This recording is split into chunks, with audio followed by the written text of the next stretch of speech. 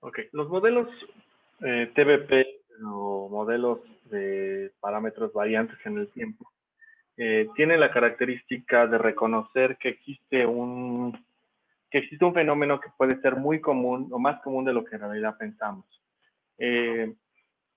Digamos que los modelos tradicionales de regresión suponen que los parámetros son constantes a lo largo de la muestra. En el caso de la econometría basada o la econometría para cross-section. La econometría para series de tiempo asume por su parte que entonces los parámetros son fijos a lo largo del tiempo. Yo en esta clase únicamente voy a ver la parte de la teoría que analiza los casos en los que los parámetros no son constantes a lo largo del tiempo. Existe otra rama de la econometría que analiza los fenómenos de las variaciones de los parámetros cuando son a lo largo de la muestra. Esos ejemplos son vastos, o sea, también son muchísimos. Por ejemplo, pueden existir variaciones en los parámetros en función de alguna característica de los individuos, ¿no? De las empresas, el tamaño de las empresas, o de la posición geográfica de algunos de los individuos analizados. En el caso de las series de tiempo, los parámetros varían en razón de un momento dado, ¿no? Entonces, a partir de un momento, vamos a asumir que los parámetros pueden cambiar. Si se dan cuenta, esa idea está muy relacionada con el cambio de régimen. Cuando analizamos el concepto de cambio de régimen, una de las características que tienen los cambios de régimen es que asumimos que existen o que pueden ocurrir a partir de un momento dado. En el caso de los modelos en los que podemos observar la variable que determina el cambio de régimen. Bien, entonces, dicho eso, existen como dos conjuntos de modelos de TBP. Digamos que el primer conjunto de modelos TBP tiene que ver con parámetros que cambian o un cambio sistemático, vamos a decirle. ¿Qué pasa cuando el cambio es sistemático? ¿Qué cosas son estas que puede existir un cambio en los parámetros que es sistemático? Bueno, el ejemplo más sencillo es un cambio estructural, ¿no? Un cambio estructural de la economía. Y esto puede ocurrir por muchas cosas, ¿no? Por una crisis, por un choque exógeno, un sismo, algún otro fenómeno natural que pueda cambiar estructuralmente la economía. No sé, una división política, alguno de esos factores exógenos al proceso que queremos analizar, puede ser un cambio sistemático y que puede ser parte de un cambio de régimen, si lo queremos ver de una manera, o puede ser una forma de analizar un parámetro que cambia a lo largo del tiempo. Este tipo de casos son muy sencillos.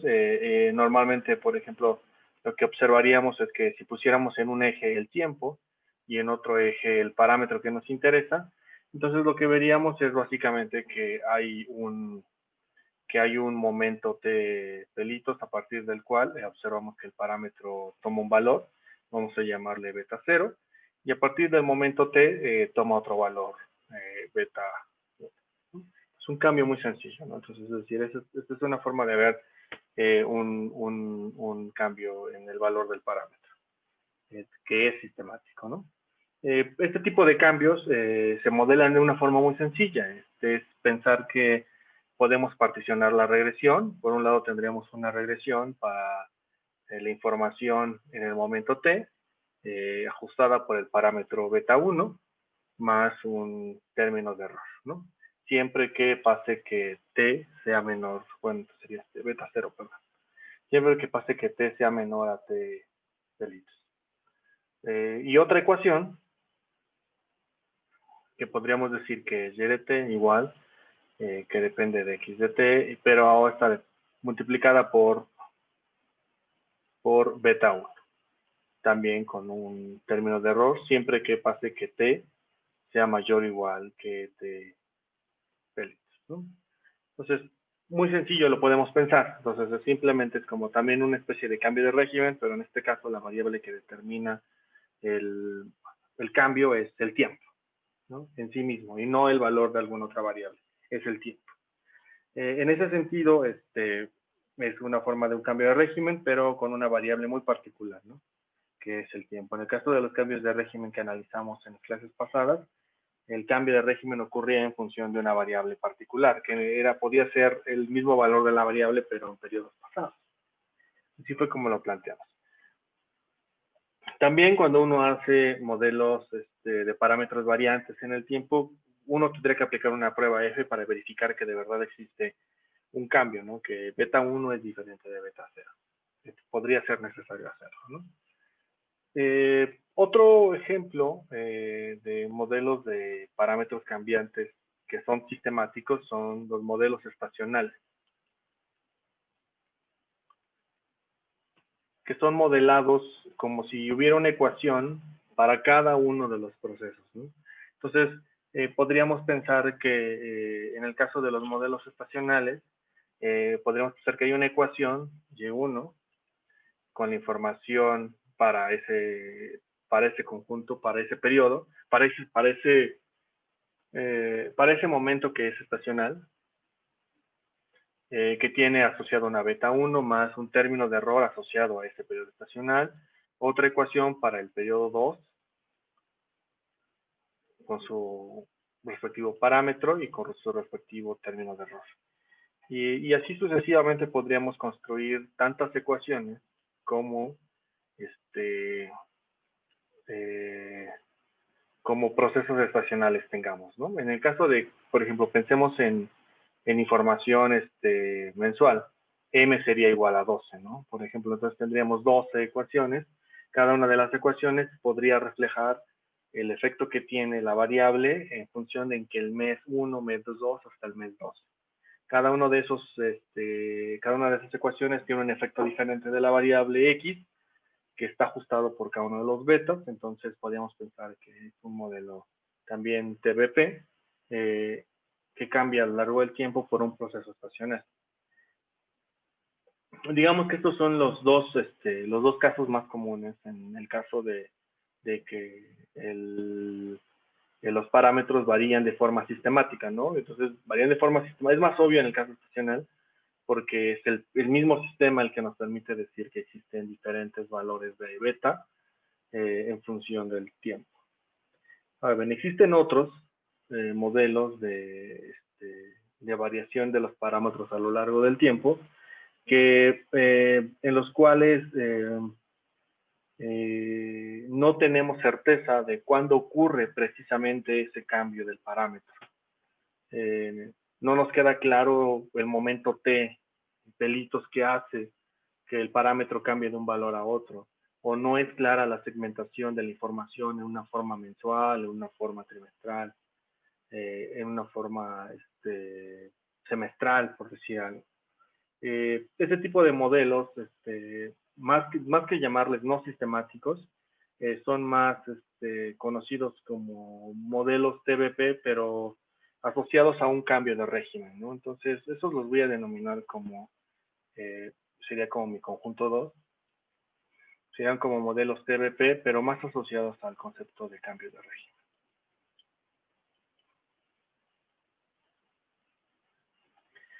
Y tienen la característica de que pueden ser también, al igual que en el caso de cambio de régimen que vimos, de dos tipos, determinísticos y estocásticos.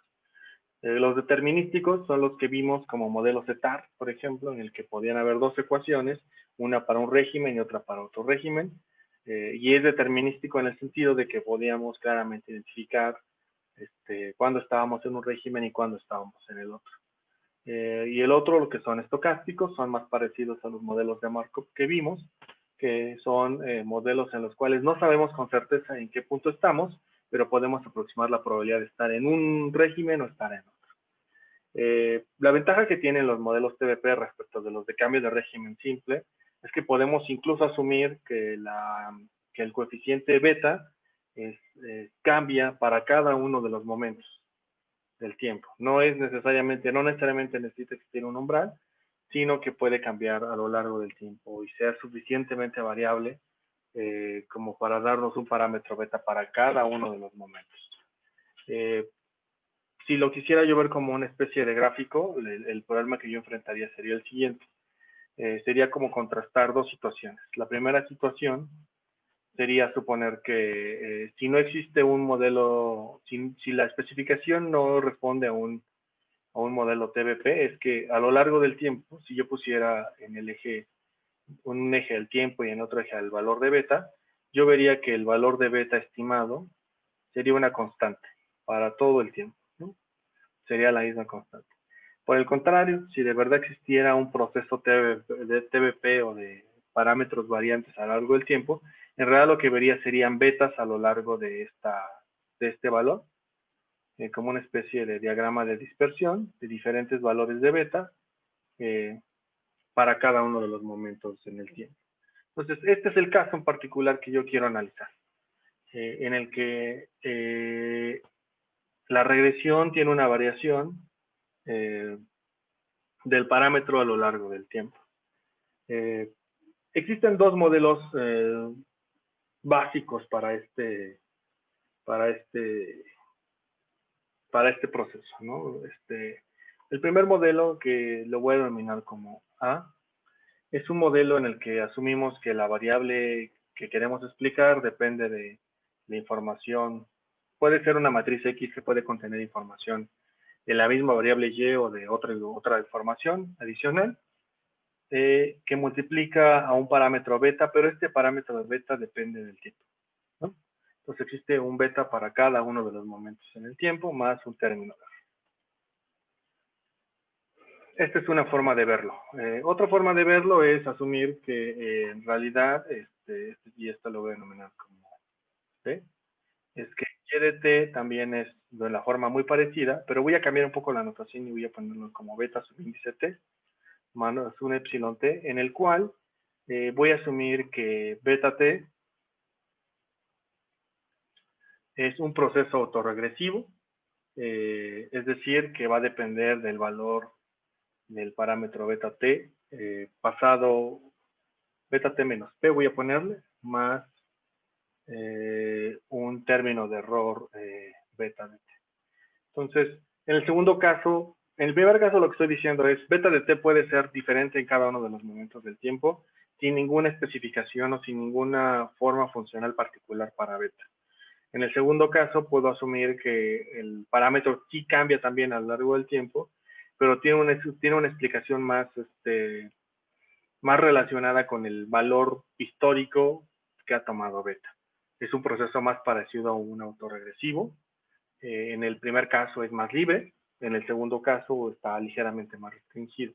Digamos que son las dos modelaciones más sencillas o más comunes que se suelen ver en los modelos TBP. Aquí quiero hacer un pequeño paréntesis porque estos modelos TBP rozan una serie de técnicas de econometría no paramétrica que dan un resultado similar. Entonces, básicamente los que por alguna razón vayan a hacer algo así en sus tesis o en algún paper que estén escribiendo, es que podrían, si no los convence esta técnica, podrían voltear simplemente hacia los libros de estadística no paramétrica y tomar alguna de las modelaciones no paramétricas y simplemente podría ser equivalente a este procedimiento. Es interesante, si tienen tiempo, darse una vuelta por esas técnicas. Bien, este es mi planteamiento general de qué son los modelos TBP. Quiero entrarle un poquito en ejercicio, salvo que tengan alguna duda en este punto. ¿No? Vale. Ok, entonces, si no hay duda, sí. Por ejemplo, en el modelo B que está planteando aquí, ese es de la rama de los no sistemáticos. Sí, no O bueno, más sistemático. bien, y si por ejemplo el phi que está en el beta t menos p fuera igual a 1, ya cambiaría como a un modelo estocástico en lugar de determinístico. Sí, sería una caminata aleatoria, totalmente, sí. Sería puramente estocástico, sí, ciertamente. Ok.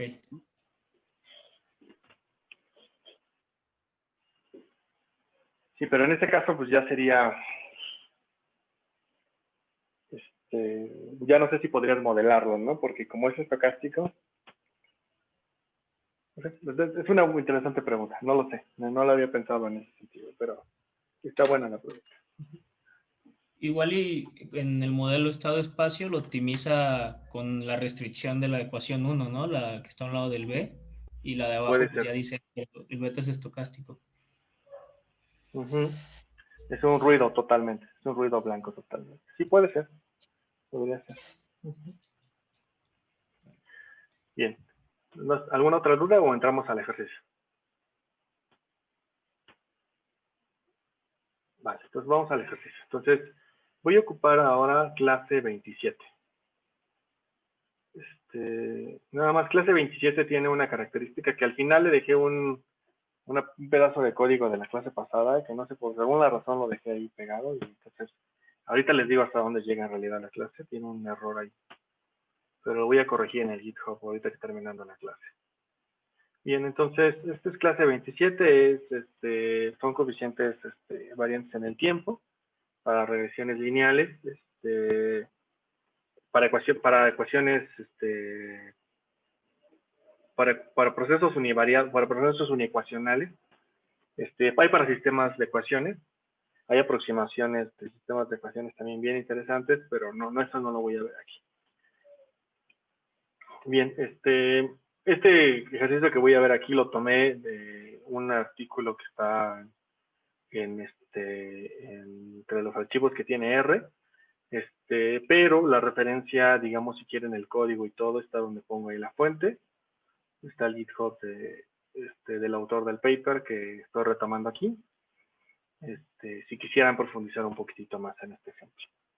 Bien, entonces voy a necesitar que instalemos esta biblioteca. Esta biblioteca tiene la desventaja de que solo funciona para versiones de R superiores a 3.5. Entonces, si tienen una versión inferior a 3.5, no los voy a dejar ejecutar. Tendrían que primero actualizar R y luego ejecutar. Una vez que han hecho eso, ya pueden ejecutarla. Entonces, primero necesita dos dependencias, una biblioteca que se llama Matrix y otra que es PLM.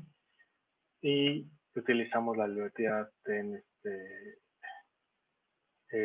TVReg, ¿no? Entonces, voy a hacer dos ejemplos, dos simulaciones para modelos TVP.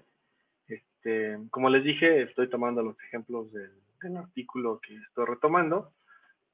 Son simulaciones, vamos a simular dos procedimientos, ¿no? Entonces, lo primero que voy a hacer es, ahorita voy a fijar una semilla para que nos salga a todos el mismo resultado.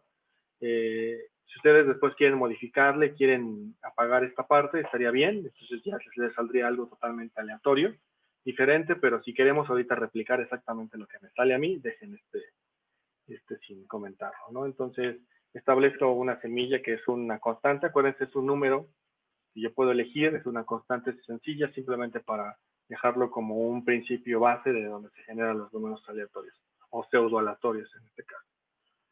Para aquellos que han llevado simulación Monte Carlo debe ser más claro, para los que no, simplemente solemos dejar semillas de simulación para poder replicar nuestros ejercicios en el futuro, ¿no?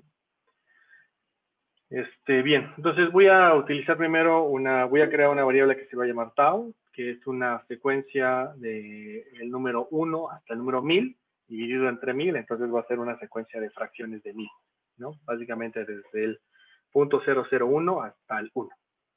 Entonces eso va a ser tau. Luego voy a simular un beta, ¿no? Voy a asumir que beta tiene una forma senoidal, de dos ciclos de pi, para que cree completamente la curva. Entonces, ¿cómo lo voy a crear? Va a ser de esta manera. Voy a crear primero un beta 1 que va a ser igual al proceso senoidal, que va a ir que va a recorrer desde el 0.001 hasta el 1, y un beta 2 que va a ser igual a la multiplicación de 2 por tau, ¿no? Entonces, en realidad lo que hace tau es como simular el tiempo. ¿no? Si quisiéramos verlo en términos sencillos, tau es como el tiempo. Beta 1 va a ser una beta que estamos construyendo que varía con el tiempo, y beta 2 es una beta que no varía con el tiempo. O bueno, es una tendencia en este sentido, ¿no? Es un crecimiento tendencial nada más. Entonces, esto lo voy a guardar en beta. Los voy a graficar simplemente para que veamos a qué me estoy refiriendo, ¿no? Entonces, beta 1 se ve de esta manera, se ve como un proceso senoidal. El tiempo está abajo, en el eje de las X, y en el eje de las Y están los valores de beta, ¿no? Entonces, estoy asumiendo que beta varía con el tiempo. La segunda beta es una beta que es una tendencia pura, una tendencia simplemente. Ahora voy a crear dos variables aleatorias, ¿no? La primera es la X1 va a ser una normal. Son extracciones, 1000 extracciones de una normal. La variable X2 va a ser 1000 extracciones de una chi cuadrada con 4 grados de libertad. Y el término de error simplemente va a ser una T, 1000 extracciones de una T con 10 grados de libertad. Entonces ejecuto cada una de ellas. Lo que voy a hacer ahora es simplemente todo crear una variable y, porque esa es la que me interesa en este sentido. Entonces, mi variable y va a ser, voy a tomar la variable x1 y x2 y la voy a multiplicar por el vector beta. Entonces, básicamente lo que tengo aquí, todo este componente de acá es x, que multiplica por beta. Entonces, tenemos una beta que es que depende del tiempo, y otra beta que en este sentido no depende del tiempo. Porque es una tendencia, ¿no? Aplico la multiplicación y sumo los resultados y le agrego el error, ¿no? Entonces, básicamente lo que tengo aquí es esta cosa que tengo aquí, ¿no? Que es x por beta más el error. Y estoy construyendo y. Entonces, lo que hice fue simular, ¿no? Simular una x, simular unas betas y construir una variable y que se generaba con estas simulaciones. Luego voy a crear un data frame con la variable y, la variable x1 y x2, ¿no? Entonces, si estuviéramos en otro punto, lo que yo diría simplemente es que nuestros datos son este objeto que he llamado data, ¿no? Entonces, si veo data se ve así, ¿no? Entonces, este es un set de datos que hemos creado con una simulación, ¿no? Bien, ahora, ya una vez que he hecho la simulación, voy a estimar los coeficientes. Entonces, lo primero que voy a hacer es estimar los coeficientes mediante un modelo lineal. Entonces, voy a tomar la variable y la voy a poner en función de, no le voy a poner constante, entonces por eso le pongo un 0, más x1 y x2, y de esta cosa voy a extraer los coeficientes. O sea, solo me voy a traer las betas de esta regresión lineal. Es una regresión lineal muy sencilla, ¿no? Es una regresión lineal de y en x1 y x2 y voy a extraer los coeficientes. Y los coeficientes que me salen son estos, ¿no? Entonces, el beta 1, de acuerdo a un modelo lineal, me sale 0.007 y x2 me sale casi 1. Ahora, voy a hacer ahora un modelo con coeficientes variantes en el tiempo, un TBP, pero para un procedimiento lineal, ¿no? Entonces, voy a utilizar la función que se llama TBLM, que es la abreviación de Time Variance Linear Model, y va a ser una variable y en función de una constante de 0, es decir, la constante no va a tener constante, más x1 y x2, y los datos son el objeto data que había generado, y lo voy a guardar en un objeto que se va a llamar modelo, ¿no? Entonces ya, vamos a esperar tantito en que se calcule, no tarda mucho, unos 30 segundos, ya está.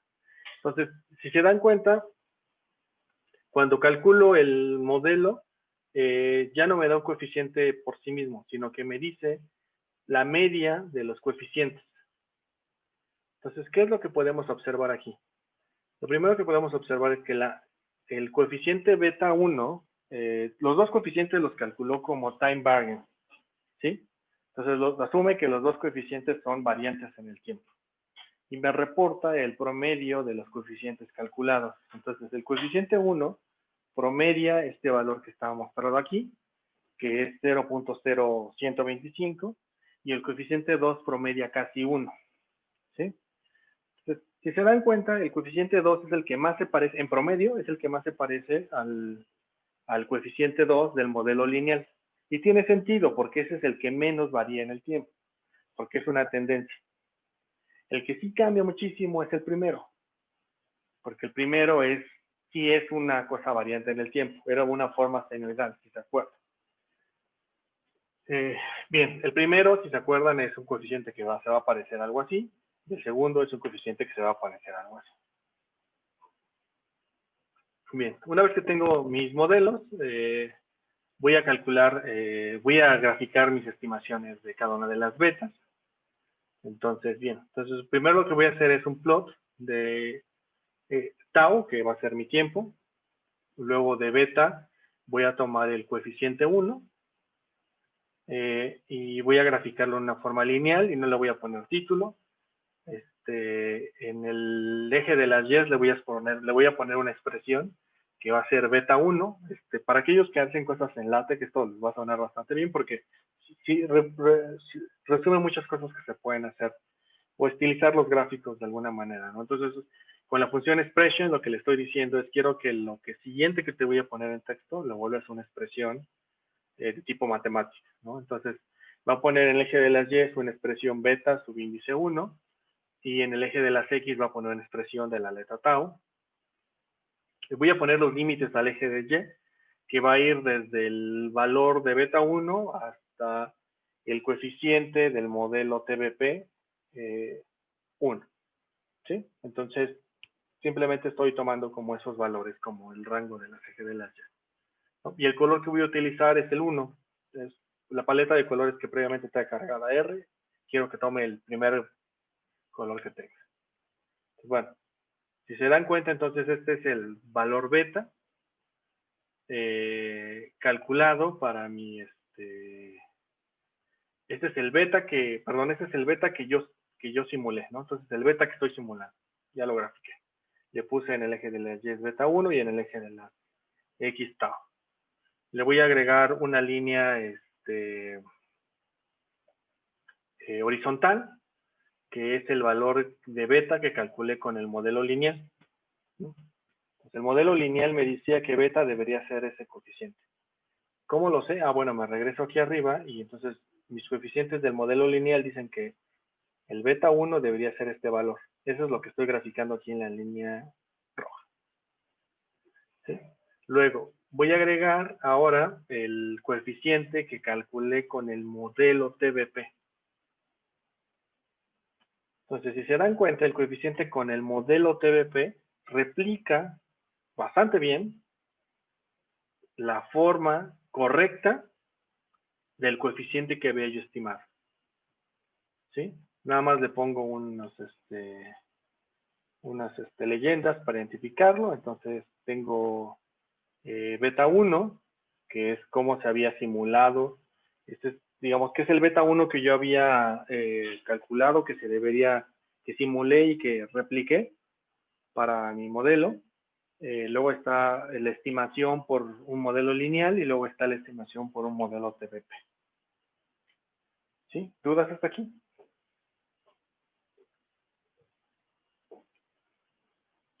¿No? Vale. Ok. Bien.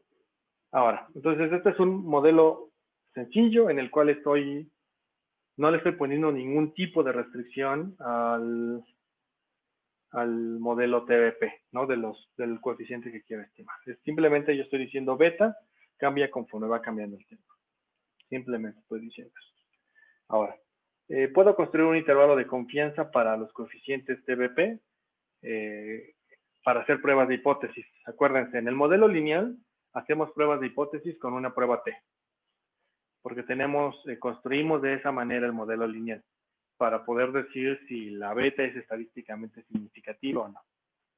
Ahora, lo que vamos a hacer en el caso de los modelos TBP, no podemos hacer eso. Lo que hacemos es le construimos un intervalo de confianza para decir en qué rango, con una probabilidad dada, vamos a observar el valor del coeficiente bajo el esquema TBP. Entonces, bien, lo voy a hacer de esta manera. Entonces, la función es conf int, que es de intervalo de confianza. Entonces, el primer objeto es el modelo que estimamos, es el modelo TDP. El nivel de confianza es 90%. Y estas son el número de muestras que ejecuta. Lo que va a hacer es una estimación utilizando aproximaciones de Bootstrap, que básicamente son simulaciones, extracciones muestrales de la variable que queremos estimar, y simula replica la simulación y construye el intervalo de confianza. ¿Cómo construye el intervalo de confianza? Bueno, simplemente toma los valores alrededor del cual se ubica el 90% de las simulaciones encontradas. Eso es lo que estamos haciendo. ¿Cuántas simulaciones va a hacer? 50. Si no le ponemos runs, por default hace 100, ¿no? Entonces podemos establecer lo que nosotros queramos. Pues ya calculé el intervalo de confianza en un objeto que se va a llamar model.tblm, se tarda un ratito, ya lo hace, y grafico y hago un plot. Entonces, si se dan cuenta, ya está aquí un intervalo de confianza para mi coeficiente TBP, que varía con esto. Bien.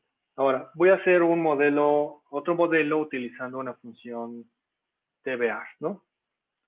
Bien, ¿qué es lo que voy a hacer ahora? Voy a hacer algo muy parecido. Entonces, primero los datos es igual, un soporte que va a estar dado por valores que van desde el punto 001 hasta el 1, que están dados en TT. Lo que voy a hacer ahora es construir una beta, que va a ser un proceso de este estilo, que va a ser un proceso de coseno. Y la segunda va a ser una especie de, digamos que el segundo beta va a ser una especie de tendencia, pero cuadrática. Muy aproximado a una tendencia cuadrática. Bien, entonces, primero lo que creo es a Y, y Y va a ser un objeto numérico de 1000, o sea, igual de 1000 valores. Le voy a imponer algunas restricciones. La primera restricción que le voy a imponer es que el valor 1, el primer valor de Y va a ser 0.5 y el segundo valor de Y va a ser menos 0.2. ¿Por qué estoy haciendo esto? Porque lo que voy a hacer ahora es simular un proceso autorregresivo. En el caso anterior lo que hice fue simular un modelo lineal en el que había dos variables explicativas y una variable explicada. En este caso lo que voy a hacer es simular una variable Y, que es una serie de tiempo, que voy a modelar como si fuera un autorregresivo de orden 2. Entonces, para poder hacer eso, necesito imponerle al menos dos condiciones iniciales. Si se acuerdan, cuando vimos esto al principio del curso, cuando vimos soluciones a ecuaciones en diferencia, dijimos que cuando las soluciones en ecuaciones en diferencia eran de orden 2, necesitaban al menos dos condiciones iniciales. Entonces, lo que estoy haciendo aquí es básicamente darle esas dos condiciones iniciales a la simulación. Si no, no podría ejecutarse. Bien. Entonces tengo mis dos condiciones iniciales. Y lo que voy a hacer ahora es empezar a rellenar la variable Y. La variable Y se va a rellenar con esta forma. Entonces, va a ser beta 1, que va a depender del valor rezagado periodo, y beta 2, que va a depender del valor rezagado 2 periodos. Ahora, si se acuerdan, beta 1 y beta 2 son variables que varían en el tiempo, son coeficientes que varían en el tiempo, y los construimos de la forma que escribimos anteriormente. ¿Sí? Entonces voy a empezar a rellenar cada uno de los valores de Y.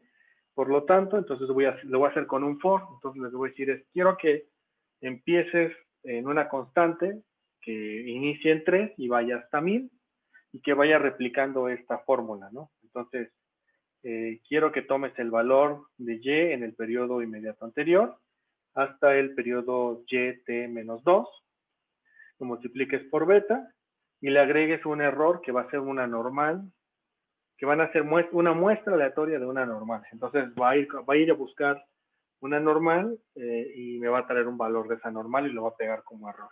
Entonces le estoy agregando el error a esta variable Y. Bueno, me faltó iniciar desde acá. Entonces, lo único que voy a hacer ahora es voy a trabajar únicamente con las primeras 500 observaciones, perdón, con las últimas 500 observaciones de Y. Por eso utilizo la función tail. Lo que voy a hacer ahora es calcular los coeficientes con dos procedimientos. Primero que voy a hacer es con un AR y luego con un AR sencillo, ¿sí? Con un AR de orden 2 y lo voy a comparar con un TBP también que equivale a un AR2, pero en TBP, en forma TBP. Entonces, el procedimiento AR o autorregresivo simple es este. Entonces, ¿qué necesita? Necesita la variable, necesita que le indica si es que quiero que utilizara un criterio de información. Le voy a decir que no, en realidad no me interesa ahorita. El orden es un 2, entonces es un AR2. No quiero que incluya intercepto y que tampoco incluya medio. Bueno, lo ejecuto. Luego tengo un AR2, pero en formación con la función TBA, que es la forma TBP, pero para autorregresivos. Entonces necesita menos parámetros. La serie, el orden y el tipo que quiero que incluya. Acuérdense que el tipo puede ser con tendencia y con constante o sin nada. Yo lo voy a hacer sin nada. O sea, más bien, con nada, pues que no incluye nada. Y el estadístico que sea, y la forma de estimación que sea log likelihood. Entonces lo va a calcular, se tarda algunos segundos. Ya está, ya termino. Bien. Entonces voy a mostrar mi estimación. Mi estimación, ¿cómo se vería el intervalo de confianza? Se vería de esta manera, ¿no? Entonces, esta es la ecuación que vería yo de ver un modelo TBR y un modelo con su intervalo de confianza al 80%. ¿Sí? Me falta un plot más. Ya está. Son los dos plots para los dos coeficientes. Bien, y aquí terminaría mi ejemplo de TBP.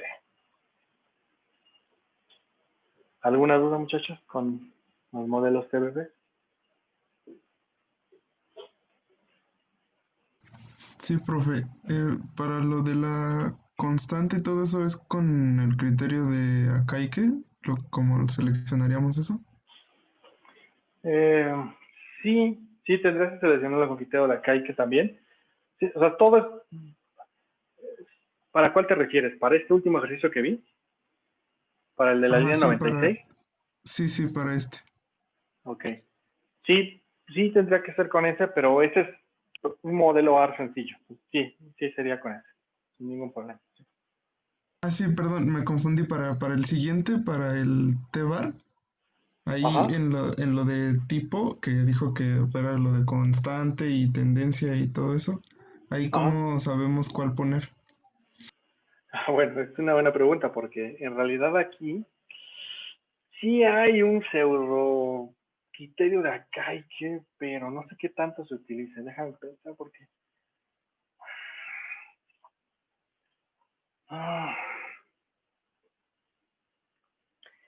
es que en realidad aquí...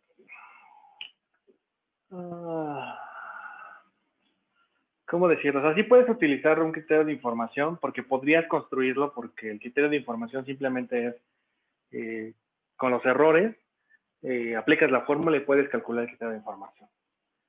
Pero en estricto sentido aquí sí influye mucho tu conocimiento del proceso. O sea, si tu conocimiento del proceso indica que debería tener una constante y una tendencia, la agregas. Sí es un poquito más de finura del problema, de cuánto conoces del problema. Puedes aplicar criterios de Akaike porque es muy sencillo construirlo, porque solo se construye con los residuales. Probablemente tendrías que construir tal vez la función de criterio de información a mano, pero porque no tiene la función para calcularlo, si no lo tiene. Pero sí se puede, sí se podría. Ok, profesor. Vale. ¿Alguna otra duda, muchachos?